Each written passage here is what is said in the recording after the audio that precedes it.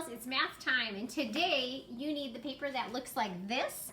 It says measuring length, and you need the paper that says measuring length again, but this one says my feet. We're gonna measure with our feet today. You'll also need from your math supply bag, your little bag of toothpicks, one crayon, and one pencil. Get your supplies and come on back. All right, we're gonna start with this page. My first job on here, it says trace your foot on this paper. So I need to kick off my slippers and put my foot on this paper, and I'm going to use my crayon to trace around the outside of my foot. I want to make sure my crayon touches my foot so that I'm really tracing, oops, sorry, how big my foot is. I hit the iPad with my head. Okay. Ta-da! There is Mrs. Wetstein's foot. So now it says I need to find a foot that's shorter than mine, and I need to find a foot that's longer than mine. So here I go. All right, a foot that's shorter than mine. Hi, Molly. Hi, Fat Mom. Hi. I think Molly's foot is the same size as mine, but I bet Fat Mom's is shorter than mine. Look it is. All right, so on my paper, I'm going to write Fat Mom's foot is shorter than mine. Very silly name, I know, but we love her dearly. All right, I need a foot that's longer than mine. I know. David! David, come on over. Hello. Let's look at your foot, David. Let's see if I put David's foot next to my foot on my paper. Can you put your heel right there, David? And look at that. His foot is longer than my foot. You can tell if we put our feet next to each other too. Look, his foot is longer than my foot. So I'm going to write on my paper, David's foot is longer than mine. Now my next job, it says measure your foot with toothpicks. So what I need to do is take my toothpicks, and the important thing, boys and girls, when we're measuring is we want to make the objects touch each other like this. We don't want them to overlap, and we don't want to have spaces in the middle. We want them to touch. So here we go. We're going to measure. So I'm going to start my toothpick right on the end of my foot where my heel was. And the next one I'm going to touch the end. I don't want to overlap like this, and I don't want to leave a space. I just want them to touch. Then I'm going to take another one, and I'm going to touch it to the end. And I'm going to take another one, and I'm going to touch it to the end. Now that makes it a little bit longer than my foot, but I noticed that I'm using about a little more than half of that toothpick, so I'm still going to count it. If I was only using like this much of that toothpick, then I would probably just do it without. But since I'm using most of it to measure my foot, so my foot is about 1, 2, 3, 4 toothpicks long. So here it says my foot is, I'm going to write 4 toothpicks long.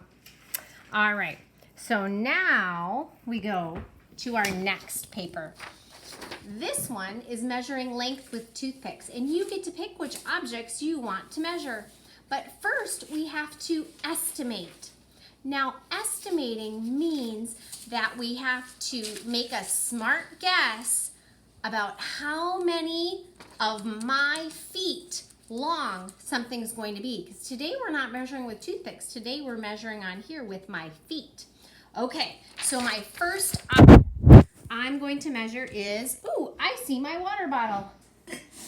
I'm going to measure my water bottle. So I'm going to lay it down on the floor, and I'm going to put my foot next to it. And I want it to butt right up to my heel like this. It's hard to see because my head was in the way. Like this.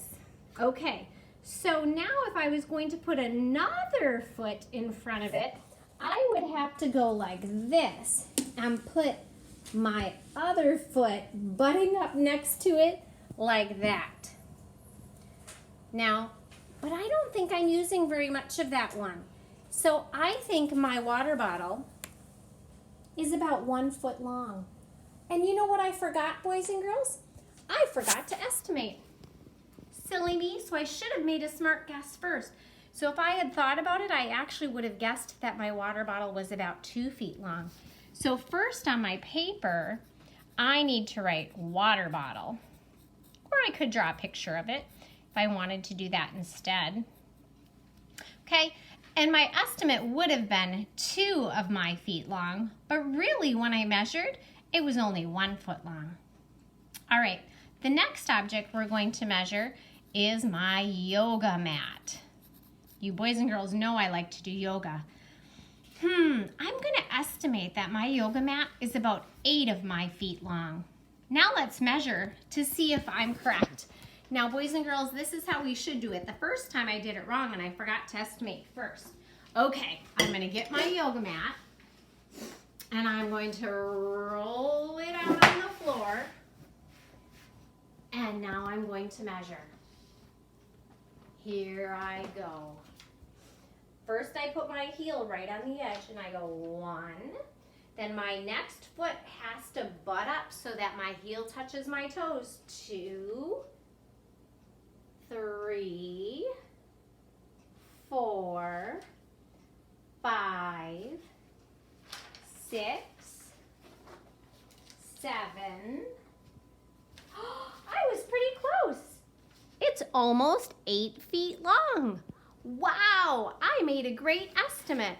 Now, if my estimation was wrong, that's okay. I just happened to get lucky that time. But if yours is wrong, then you still write the correct answer after you measure. So in this case, I estimated that it was 8 of my feet long, and it really is almost 8 of my feet long. Number, that's okay. Now, boys and girls, you get to pick the rest of your objects. A third, a fourth, a fifth, a sixth, and a seventh. Estimate first and then measure with your feet. And then think about it. Now, if I'd measured with Fat Mom's feet, do you think it would be more than 8 or less than 8? If you said more, you're right, because her foot's only like this big. And so it would be a much bigger number. So this number is only for my feet. If I'd measured with David's feet, would it have been a bigger number or a smaller number? If you said smaller, you're right again, because David's feet are bigger than mine. So it wouldn't take 8 of his feet to cross my yoga mat. So remember, when you're measuring, use your feet, okay? Have fun measuring. See you next time.